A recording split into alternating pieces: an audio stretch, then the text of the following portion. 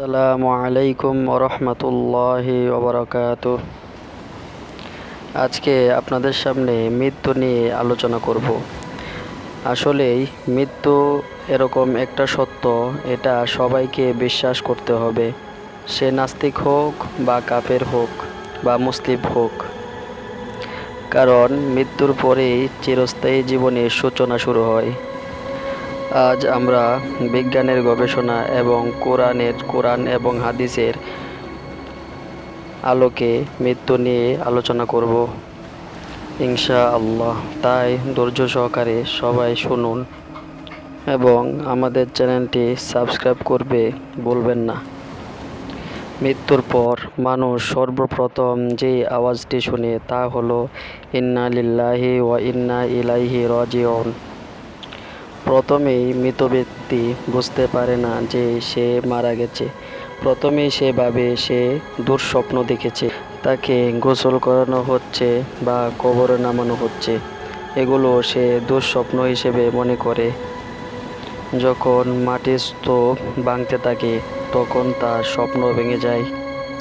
তখন সে চিৎকার করে বলে, কিন্তু তার চিৎকার শোনার মতো কেউ নাই এবং কেউ শোনে না। কবর দিয়ে যখন সবাই যার যে স্থানে চলে যায় তখন মাটির নিচে একা একা থাকে। তখন আল্লাহ তাআলা তাকে পুণ্য উদ্ধার করে। যখন সে জাগ্রত হয় তখন সে মনে করে যে সে একটি দুঃস্বপ্ন দেখছে এবং সে খুশি হয় যে আল্লাহ তাআলা তাকে দুঃস্বপ্ন দেখিয়েছেন, মৃত্যু দেয়নি।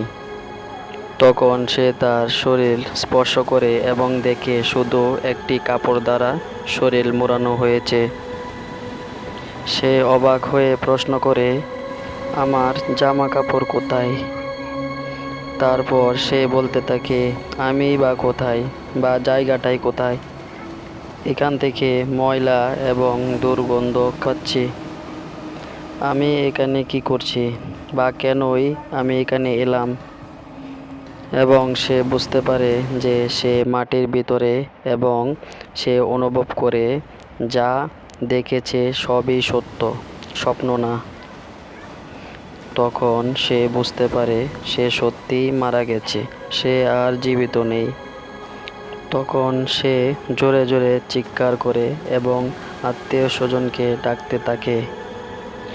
সবাইকে ডাকার পর যখন কেউ আওয়াজ দেয় না এবং কেউ আসে না, তখন সে বুঝতে পারে যে আল্লাহ ছাড়া তার কোনো আর কেউ নেই।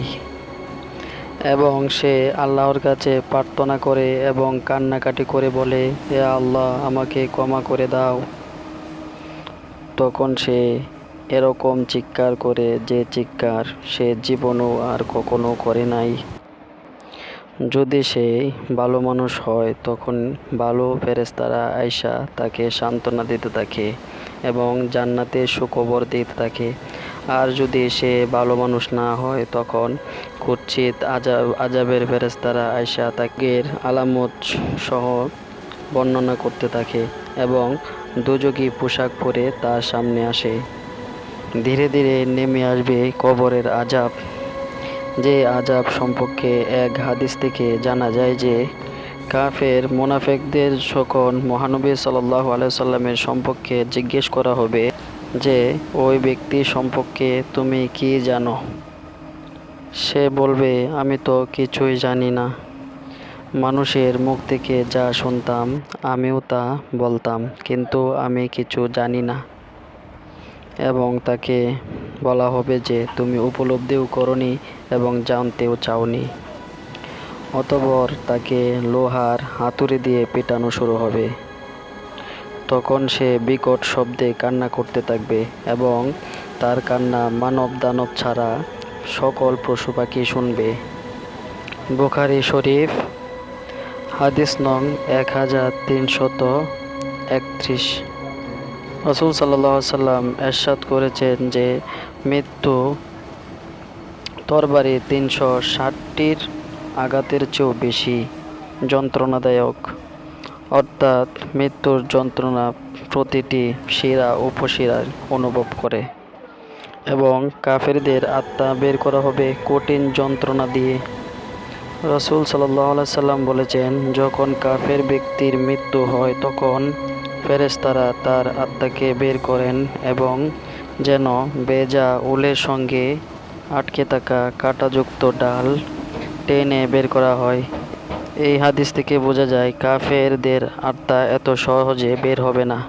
প্রিয় দর্শক, আজ এই পর্যন্তই। আসসালামু আলাইকুম।